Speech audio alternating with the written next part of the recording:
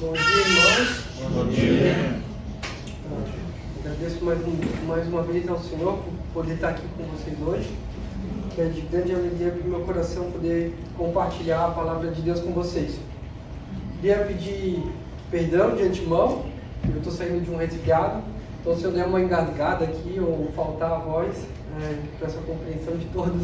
Estou feliz porque eu acho que não é coincidência, mas hoje, depois de alguns dias ruins, é o dia que eu estou melhor. Então, eu acho que isso foi providencial da parte de Deus. Vamos orar. Senhor nosso Deus, te agradecemos por esse domingo, por esse dia especial, por essa congregação, por essa união, Senhor, de irmãos de alma, que estamos aqui, Senhor, como teus súditos, Pai, como pessoas filhas, Senhor, do teu chamado, a fé, Pai, para que a gente possa estar unidos, Senhor, pelo teu Espírito Santo, Senhor, e ouvir a tua palavra, que é viva, Senhor, e mais penetrante, Senhor, do que uma espada de dois gumes. Obrigado, Senhor, por essa verdade, Senhor, que entra, Senhor, em nossos pensamentos, na nossa mente, Senhor, e nos transforma por inteiro, Pai. Tu és bendito, que os nossos corações estejam preparados para ouvir a tua palavra, Senhor, e que esse dia seja um dia especial. Tu és bendito, Pai. Em nome de Jesus. Amém. Amém. Então a gente está numa série lendo Apocalipse, né? A gente começou no capítulo 1, já estamos no capítulo 2. No último domingo que eu estive aqui, a gente leu os trechos da carta à igreja em Éfeso, que é do capítulo 2, versículo 1 até o 7. Tá? Hoje a nossa leitura vai ser do versículo 8 até o 11 da carta à igreja em Esmirna. Vamos ler o texto aqui. Ao anjo da igreja em Esmirna escreve: estas coisas diz o primeiro e o último, que esteve morto e tornou a viver. Conheço a tua tribulação, a tua pobreza, mas tu és rico, e a blasfêmia dos que a si mesmos se declaram judeus e não são, sendo antes sinagoga de Satanás. Não temas as coisas que tens de sofrer. Eis que o diabo está para lançar em prisão alguns dentre vós, para ser dispostos à prova. E tereis tribulação de 10 dias. Ser fiel até a morte, e dar-te-ei a coroa da vida. Quem tem ouvidos, ouça o que o Espírito diz às igrejas. O vencedor de nenhum modo sofrerá o dano da segunda morte. Tem um livro que eu gosto muito, apesar de eu gostar bastante dos clássicos, eu li poucos deles ainda, mas um de destaque internacional se chama Os Irmãos Karamazov. Tá? Ele foi escrito por um escritor russo chamado Fyodor Dostoiévski, e é uma história que narra a história de uma família que tem 3 irmãos, Dmitri, Alyosha e Ivan. Tá?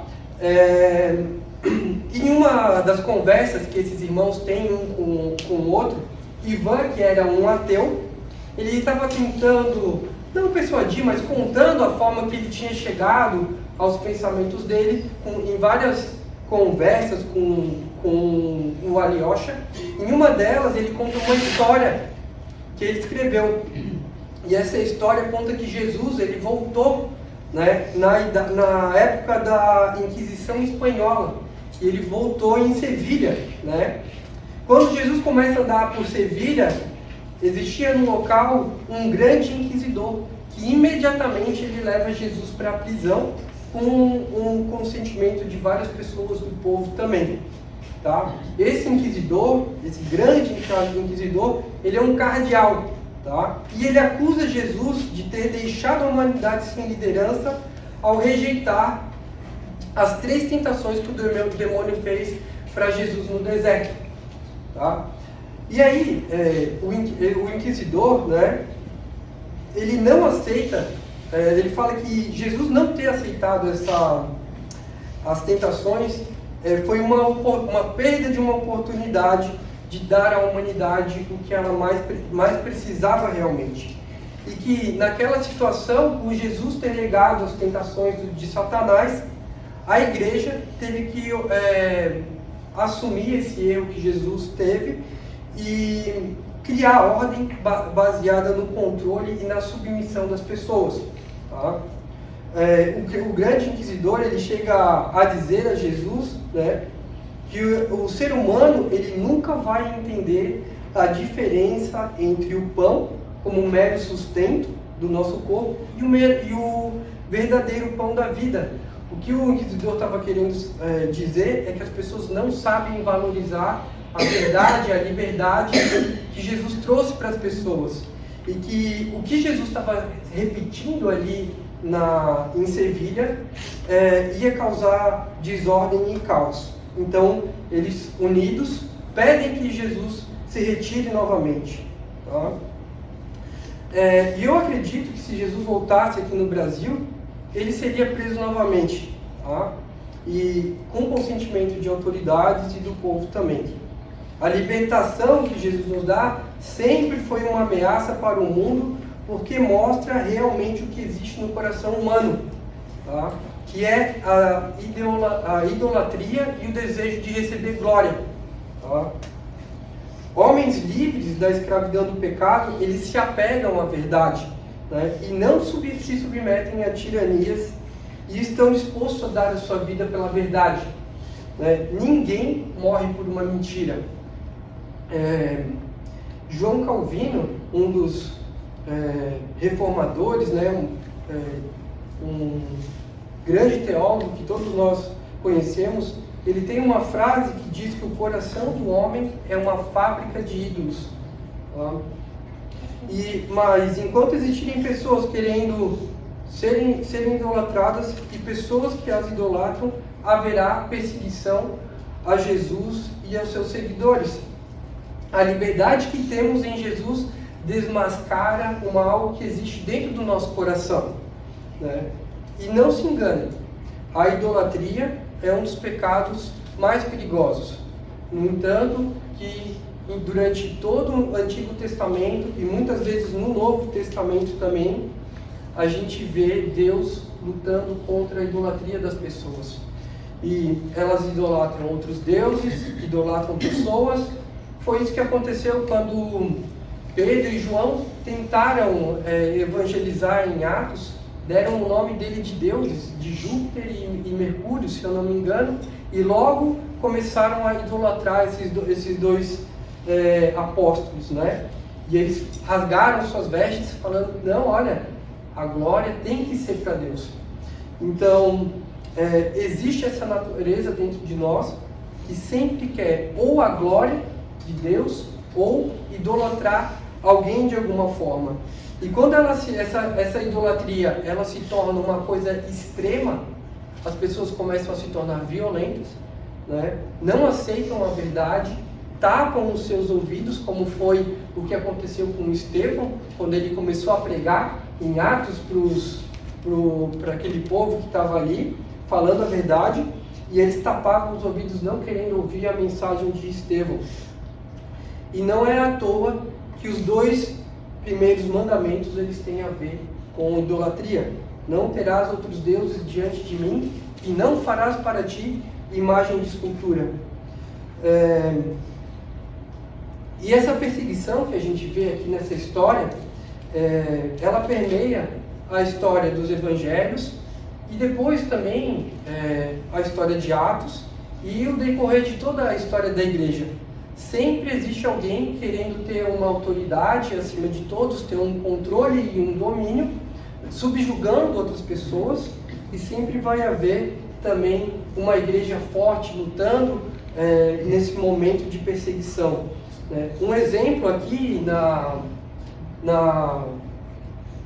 de um líder que teve nessa igreja chamada Esmirna foi o próprio Policarpo.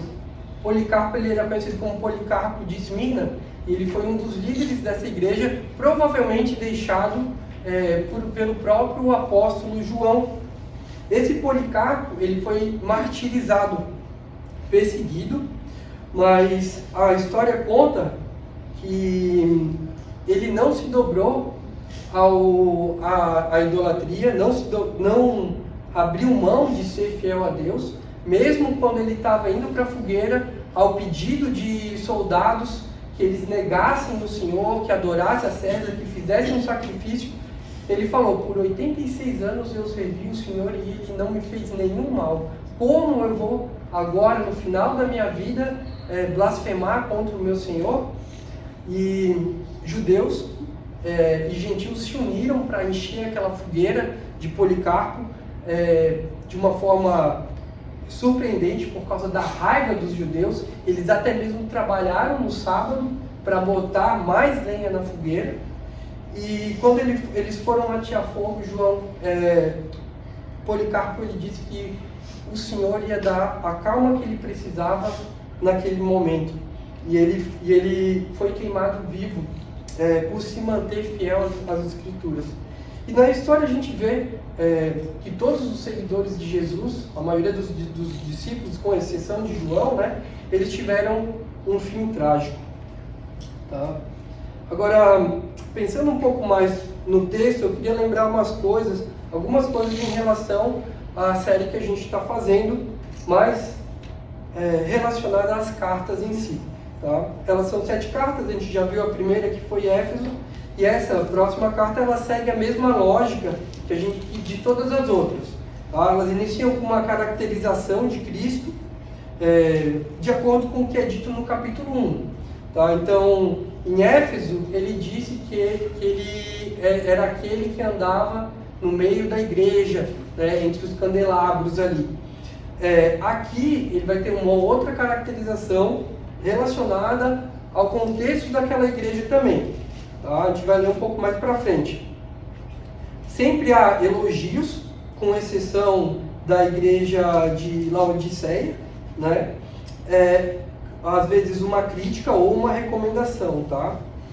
Só que as igrejas de Esmirna, que é essa que a gente vai ver agora, e de Filadélfia, são as que não recebem nenhuma crítica, tá? Só para lembrar. Agora, a carta ela é sempre encerrada com uma promessa. Tá? E o contexto da igreja de Esmirna, que ela ficava mais ao norte de Éfeso, aproximadamente 55 quilômetros, tá? E ela também tinha um porto marítimo. Tá? E ao contrário de Éfeso, Esmirna existe até hoje e atualmente é conhecida como Izmir, que fica na Turquia, tá? Sendo uma das cidades mais notáveis daquele país. Tá? Dizem que em Izmir ainda vivem irmãos cristãos, outras igrejas, mas estou dizendo aqui dos irmãos da igreja perseguida, né? Pelo fato da Turquia ser um país muçulmano. Tá? Em comparação a Éfeso, a gente pode lembrar que a advertência do Senhor para Éfeso é que ele moveria o candelabro de Éfeso, ou aquela igreja poderia deixar de existir. E o que alguns escritores dizem é que Esmirna ainda existe e que o candelabro dela continua aceso. Né? Naquela época, havia uma disputa entre Éfeso, né, não as igrejas, mas as cidades, pelo reconhecimento, né, de ser a cidade mais importante. E houve um registro histórico que diz que os romanos eles precisaram decidir onde iriam construir o templo do imperador romano. Né? E a cidade de Esmirna foi escolhida como uma cidade para ser construído o templo. Isso deu mais proeminência ainda à cidade. E com isso, muito mais pagãos, devotos à religião romana, e que eles tinham motivos de sobra na mente deles, né, para lutar contra os cristãos que não tinham vários deuses. Para os romanos, os gregos da época, os cristãos eles eram estranhos, porque eles tinham um Deus só. Então eles eram mesmo chamados de ateístas, porque era uma religião que só tinha um Deus. Né? Eles não entendiam isso. Tá? E havia na cidade uma grande comunidade de judeus e pagãos, como eu disse aqui, extremamente radicais. Tá? A gente não sabe quem foi o fundador, mas podemos imaginar ou especular, supondo que nas atividades missionárias de Paulo, ele teve naquela cidade. Tá? E essa igreja pode ser fruto de um trabalho missionário do apóstolo Paulo. E depois, posteriormente, com João, com certeza, porque existem registros fora da Bíblia que falam sobre Policarpo e a relação, até Policarpo citando o apóstolo João. Tá? E o que eu estou querendo mostrar com esse contexto, com essa abertura que eu fiz? É que essa igreja perseguida, ela não é perseguida desde agora. Tá? Desde que Caim se levantou contra Abel, existe uma batalha cósmica, como eu já comentei aqui, de poderes e potestades lutando, né, contra a justiça e a verdade que vem do Senhor, contra o perdão que Ele queria dar aos pecadores arrependidos, né? E para comprovar isso ainda mais, eu quero citar alguns exemplos na palavra de como Jesus nos alertou e de como isso começou cedo na vida de Jesus também. Tá?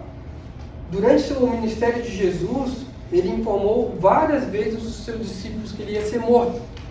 Se ele ia ser morto, lógico que ele estava sendo morto por causa de uma perseguição. Assim como a gente viu aqui no exemplo que Dostoiévski escreveu, que Jesus foi preso, logo no nascimento de Jesus, já começou a haver perseguição também, né? Quando Jesus nasceu, os magos vieram para adorá-lo e eles perguntaram para Herodes: onde está o rei dos judeus? Tá? Herodes ele ficou assustado com isso. Tá? E ele chamou os sacerdotes, os escribas, isso está escrito em Mateus, para consultar a escritura e ver aonde que esse rei dos judeus ele deveria nascer. Óbvio que Herodes, assim como esses sacerdotes que estavam lendo os manuscritos, eles conseguiram achar a referência. Jesus ia nascer em Belém, né? Só que eles não entendiam ainda que tipo de rei era Jesus, né? Isso estava oculto dos olhos deles. E aí, Herodes, ele ficou assustado com as palavras dos magos, né? E ele pediu que os magos, olha, vão lá e adorem esse rei de vocês e voltem aqui me dizendo onde ele está. E depois ele percebe que foi enganado pelos magos e acontece a matança dos inocentes, inclusive profetizada, né? De que iria acontecer. Tá? E essa raiva, essa revolta de Herodes não foi porque ele foi realmente enganado pelos magos. Na verdade, ela foi a primeira perseguição do diabo e de um sistema do diabo, de um sistema corrupto desse mundo, né, armando para tentar matar o nosso rei. Tá? E a batalha espiritual aqui já estava acontecendo, das forças espirituais do mal se levantando para matar uma criança inocente que viria a se tornar o rei de toda a terra, né? Então Jesus, no Evangelho de João, no capítulo 15, de 18 a 20, ele fala assim: se o mundo vos odeia, sabei que primeiro do que a vós outros me odiou a mim. O mundo já começou a odiar Jesus quando ele era recém-nascido. Tá? Se vós fosseis do mundo, o mundo amaria o que era seu. Como todavia não sois do mundo, pelo contrário, dele vos escolhi, por isso o mundo vos odeia. De novo, Jesus falando em Mateus 10, de 22 a 23. Sereis odiados de todos por causa do meu nome. Aquele, porém, que perseverar até o fim, esse será salvo. Mais uma referência de Mateus 24, 9. Então sereis atribulados e vos matarão. Sereis odiados de todas as nações por causa do meu nome. Em Marcos 13, de 9 a 13. E vós, estai vós de sobreaviso, porque vos entregarão aos tribunais e às sinagogas. Sereis açoitados e vos farão comparecer à presença de governadores por minha causa. Em Atos, Pedro e João foram aceitados por anunciarem o Evangelho e curaram um paralítico de nascença, como eu falei aqui. Tá? Atos 5, de 40 a 42.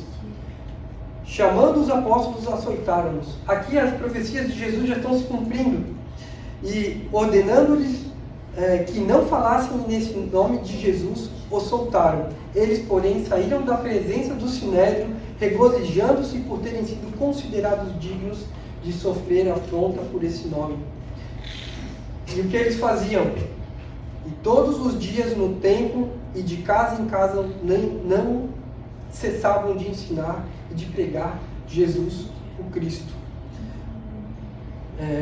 A gente vê aqui que apesar das advertências e de terem tomado uma surra de Jesus, do que Jesus tinha profetizado ter acontecido, eles não pararam de pregar a verdade. Aqui qualquer mentiroso já teria deixado de seguir Jesus. Se Jesus fosse um mentiroso, se os evangelhos fossem mentira, era impossível que esses discípulos tivessem tanto amor pela verdade, né? Em Atos também, 7, de 54 a 60, tá? Ouvindo ele isso, enfureceram-se no coração e rilhavam os dentes contra ele.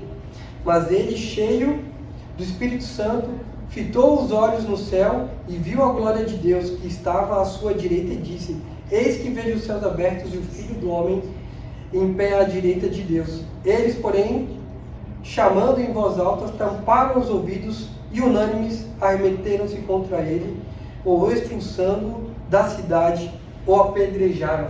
Essa é a história de Estevão, quando ele falou para os líderes daquela época, fariseus e saduceus, sacerdotes, que Jesus Cristo era o rei. Eles tamparam seus ouvidos e se atiraram contra ele e apedrejaram ele até a morte.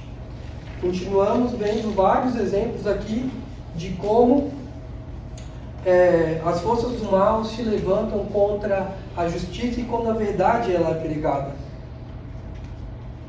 E na carta à igreja em Esmina, pouco tempo depois de Jesus e desses discípulos terem passado por isso, a igreja também está passando por perseguição. Tá? Voltando ao texto, a gente lê do versículo 8 o seguinte: Ao anjo da igreja em Esmina escreve: Estas coisas diz o primeiro e o último, que esteve morto e tornou a viver. Tá? O que Jesus está querendo dizer? Que ele se identifica com o sofrimento daquela igreja. Se ele esteve morto, foi porque ele foi assassinado, foi porque ele foi morto. E como a gente sabe na história da crucificação, ele não foi apenas apedrejado. Antes dele ser crucificado, muitos líderes já estavam insultando, já estavam perseguindo, né? De uma forma que aquilo realmente poderia causar tristeza no coração do Senhor, né? De deixar ele desanimado. E antes dele ser crucificado, a gente ainda vê nos evangelhos que ele foi surrado. Então, a perseguição que Jesus teve, ele se identifica com a mesma perseguição que esses irmãos nessa igreja de Esmina estão tendo. Tá? E quando Jesus disse que ele esteve morto e tornou a viver, ele dá esperança para aqueles irmãos, porque é a esperança que mantém a nossa fé viva no nosso coração. Tá? Jesus usou essas palavras para que seus ouvintes soubessem que eles podiam se identificar mutuamente. Tá?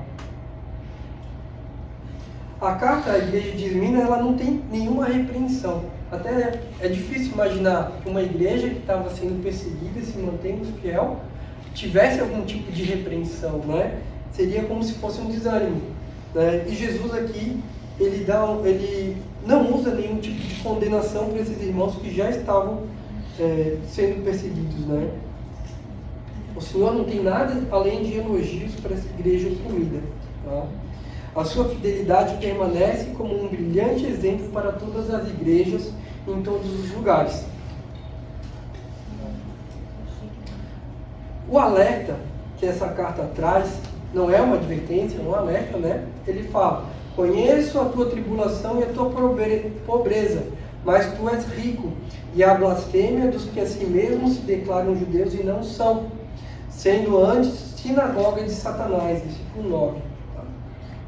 Essa afirmação de que eles são ricos está em completo contraste com a situação da igreja de Laodiceia, que é uma igreja que não recebe elogios e que eles diziam eles mesmos serem ricos. Não era o Senhor que dizia para eles que eles eram ricos, mas na verdade eles eram pobres. No capítulo 3, versículo 17, né? A gente vai ver isso um pouco mais lá para frente. E a tribulação e a pobreza que esses irmãos eles poderiam estar sofrendo, a gente pode supor que esses esminianos, né, ela adivinha de uma situação econômica ruim. Porque a gente viu, a cidade era uma cidade próspera, né, mas isso pode ter acontecido por causa do confisco de propriedades e de bandos hostis, bandidos que estavam perseguindo, né, e saqueando essas pessoas, né, e faziam elas terem dificuldades, às vezes, de conseguir um emprego, de conseguir, né, ir à justiça atrás de uma restituição de algo que tenha sido tomado deles. Então, essas pessoas elas ficaram desprovidas de direitos, provavelmente, né? Eles nunca teriam uma polícia ou um juiz, né, para advogarem por eles. Tá? Só que, espiritualmente falando, eles eram ricos. Tá? Aqui também, nesse versículo, é usado a palavra blasfêmia. E a blasfêmia dos que a si mesmos se declaram judeus. Tá? Aqui não tem tanto a ver quanto aquela parte nos evangelhos que Jesus fala que blasfêmia contra o Espírito Santo, né? Essa blasfêmia tem muito a ver com o falso testemunho que esses judeus eles estavam aplicando em cima desses irmãos na igreja de Esmirna, tá? Inventando mentiras para dificultar a vida daqueles irmãos. Tá? Então eles estavam nitidamente infringindo um dos mandamentos, que era não dar falso testemunho. E essa prática ela é repetida nos evangelhos, né, com Jesus. Né? Eles inventaram mentiras para poder conseguir condenar Jesus. E Paulo ele também passou por isso.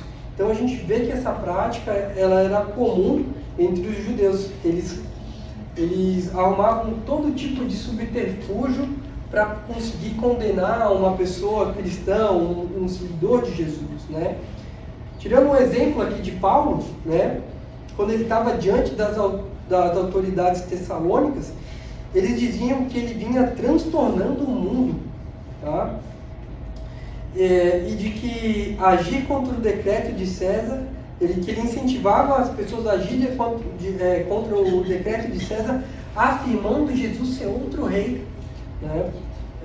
Então eles inventavam esses tipos, ou por ignorância, mas eu acredito que era mais por maldade. Eles, diante das autoridades, eles inventavam esse tipo de coisa para pegar os cristãos e dificultar a vida deles com açoites e prisões. Tá? E ali ele também diz a sinagoga de Satanás. Tá?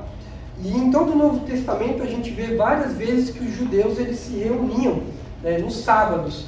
E geralmente isso acontecia nas sinagogas. Tá? Era um lugar onde os líderes liam os manuscritos e os registros dos judeus em relação à sua história. Né? E Jesus e os apóstolos eles pregaram nessas sinagogas diversas vezes. Paulo, sempre que ele chegava em uma cidade diferente, ele procurava a sinagoga para ir lá pregar para os judeus daquele lugar. Tá?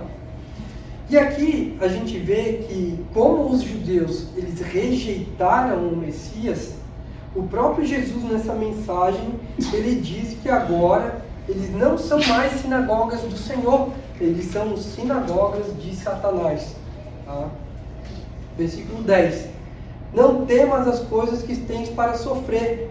Eis que o diabo está para lançar em prisão alguns dentre vós, para serem postos à prova, e tereis tribulação de 10 dias.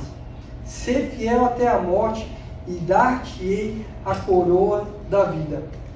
Aqui é o alerta, né, como a gente comentou, não é uma condenação. Jesus está avisando que algo vai acontecer, tá? E que essas prisões elas colocariam à prova a fé desses irmãos. Tá? E essa prisão, muitas vezes, ela significava um castigo severo, uma tortura, tá? E no pior dos casos, com certeza, a morte. Então Jesus estava já avisando, olha, vocês vão ser presos. O significado dos 10 dias aqui, provavelmente eram 10 dias. Não tem nenhum significado simbólico, tá? Mas aqui, Jesus fala, ser fiel até a morte e dar-te-ei a coroa da vida. E a figura da coroa da vida aqui não é uma figura de uma coroa monárquica, de um rei, ou de uma pessoa que foi colocada numa situação de glória, mas sim uma comparação ao prêmio dos jogos esportivos que haviam naquelas épocas, né? Então, a gente conhece aquela coroa de ouro que existe nas Olimpíadas, era algo semelhante. E Jesus está falando aqui que esses irmãos que vencessem a aprovação, eles iam ganhar uma coroa que é incorruptível, uma coroa da vida, um prêmio da vida eterna, né? E essa promessa, ela é um prêmio para os mártires, mas ela é uma promessa de uma recompensa para todos os cristãos, né, que amam o Senhor, como está escrito em Tiago, no capítulo 1, no versículo 12. Tá? No versículo 11, diz assim, quem tem ouvidos, ouça o que o Espírito diz à igreja. Aqui dentro daquela estrutura, a mensagem agora já é para o público geral. O vencedor de modo nenhum sofrerá o dano da segunda morte. Tá? A primeira morte é a morte do corpo, que atinge tanto a crentes quanto a incrédulos. A segunda morte é a morte da alma. Tá? É a condenação que a alma irá receber. Em Mateus 10, 28, Jesus fala o seguinte, não temais os que matam o corpo e não podem matar a alma. Temei antes aquele que pode fazer perecer no inferno tanto a alma quanto o corpo. Então, a gente pode ver como um incentivo para nós, quando as tribulações e os momentos de dificuldade eles chegam, ou até mesmo quando a nossa fé está sendo confrontada, que a gente não deve temer esse mundo, né? E era isso que Jesus estava dando como recomendação para a igreja de Esmirna. É um eco do que ele já tinha falado em Mateus 10, 28, que a gente tem que temer o Senhor acima de todas as coisas e não aqueles que podem nos fazer mal ao corpo.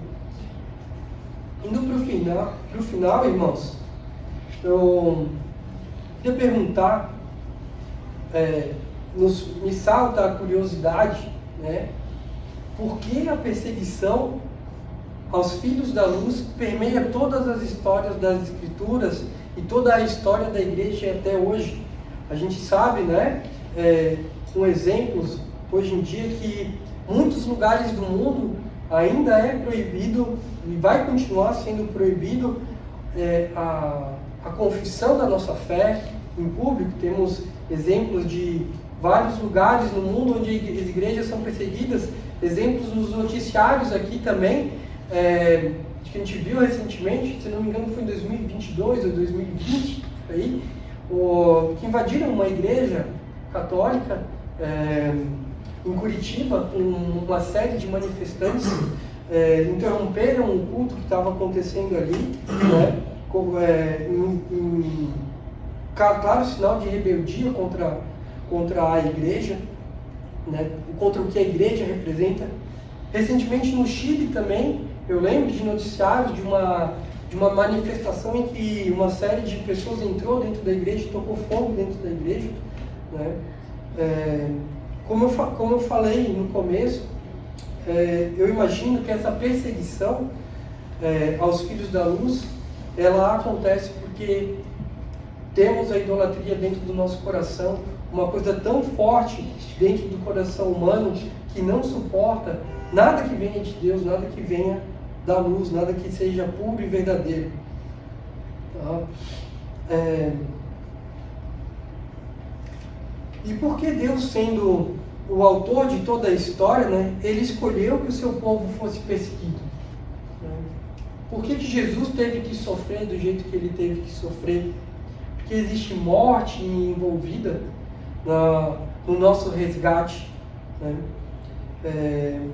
E eu acredito que as perseguições, as dificuldades, elas têm um poder muito grande sobre as nossas vidas, tá? Existe um provérbio oriental que ele diz o seguinte: homens fortes criam tempos fáceis, e tempos fáceis geram homens fracos. Homens fracos criam tempos difíceis, e tempos difíceis geram homens fortes. Eu não quero me aprofundar aqui em um dizer popular, muitas vezes pode até rolar pela internet ou pelo Instagram, e você vai ver uma frase como essa, mas o que me chama a atenção numa frase dessa é que mesmo em uma frase com uma antropologia humana, é reconhecido que na dificuldade que o melhor é extraído do ser humano, quando somos colocados à prova, tá? E olhando por esse prisma, por essa ótica, podemos começar a entender por que o Senhor nos prova, tá? O sofrimento, ele nunca é sem propósito. O Senhor está sempre nos refinando, sempre nos moldando para a edificação da igreja. Na Epístola de Tiago, no capítulo 1, do versículo 3 e 4, está escrito assim: sabendo que a aprovação da vossa fé, uma vez confirmada, produz perseverança. Ora, a perseverança deve ter ação completa, para que sejais perfeitos e íntegros, em nada deficientes. Tá? Então a igreja, ela é purificada através da perseguição. Tá? Os hereges, os mentirosos, eles fogem no momento de perseguição. Aqueles que fazem da igreja um mercado e um lugar de negócio, eles são os primeiros a ir embora quando a perseguição chega. Tá? E a igreja é expurgada de falsos mestres, falsos ensinos, um evangelho superficial que não fala sobre a dor, o sofrimento que muitas vezes a gente precisa passar para dar glória a Deus, para valorizar aquilo que Jesus Cristo fez, ficarmos felizes, assim como Pedro e João ficaram se sentindo dignos de terem sofrido uma afronta pelo nome de Jesus Cristo. E, irmãos, aqui no Brasil as coisas são muito calmas. Graças a Deus muitas vezes em nossas orações a gente dá graças pela liberdade que a gente tem nesse país. Isso é um motivo de a gente continuar dando graças e oração. Mas não vai ser sempre assim. Um dia, quando a gente estiver cada vez mais perto da hora final em que Jesus vai voltar, isso vai acabar, né? E a igreja vai ser expurgada, a igreja vai ser testada, vai ser provada novamente, tá? E o Senhor vai pôr à prova a nossa fé para nos refinar.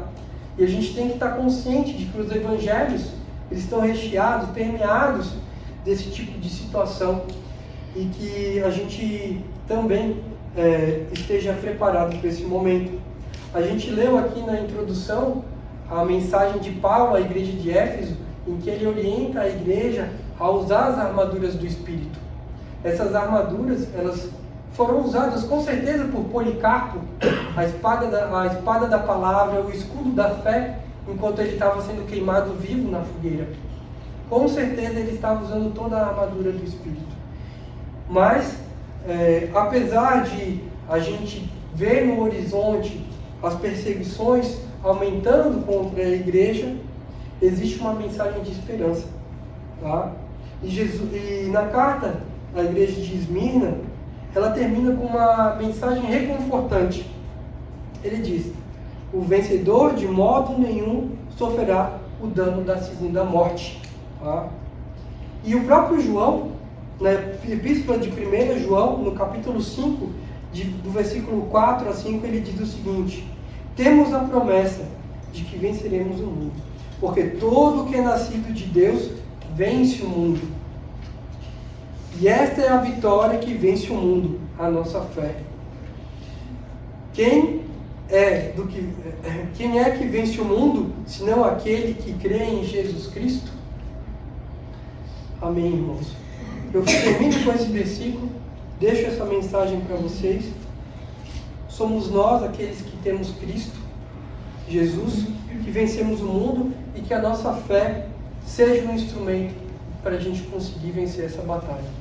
Amém. Amém. Senhor Jesus, Tu és bendito, que essa mensagem fique nos nossos corações, que Tu, Senhor, possa nos dar a fé necessária, igual esses irmãos tinham na igreja de Esmina, que perseveraram, Senhor, e que não desanimemos, não fraquejemos, Senhor, em meio às dificuldades, quando a perseguição vier, Senhor, mas que a gente possa aprender com a Tua palavra e com tantos exemplos de gigantes da fé, heróis na Tua palavra e na história, Senhor, que permaneceram inabaláveis mesmo em meio à provação, Pai. Que o nosso coração tenha esperança em Ti, Senhor, e de que nenhum sofrimento que possamos ter nesse mundo, Pai, é comparado, Senhor, às promessas que tem para nós, Pai. Tu és bendito. Em Teu nome santo. Amém. Amém. Amém.